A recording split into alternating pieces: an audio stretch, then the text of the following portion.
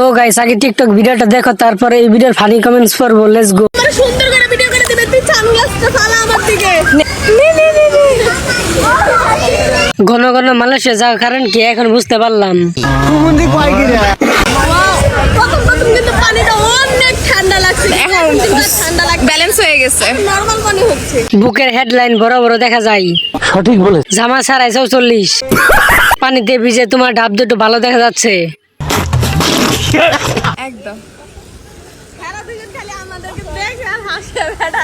পানির ভিউ কত বড় বড়, বার সাপটা সেই। আমাকে পাগলামি দেখে খালি বোন প্রত্যেক দিন সুইমিং এসে পড়ে থাকবো। আমরা রাতে আসবো তাহলে। রাতে আসবো মামা, ছবি অনেক সুন্দর হবে। তোমার ডাবগুলো তো বড় বড় কেন? তোর টেনিস বল দুটা বেসে গেছে। কি জানি সাবান আলোস নাই না।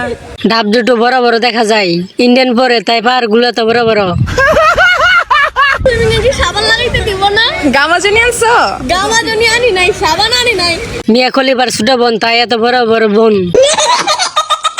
আপু কিন্তু অনেকে সুন্দর, ডাব দুটার জন্য আপু সুন্দর।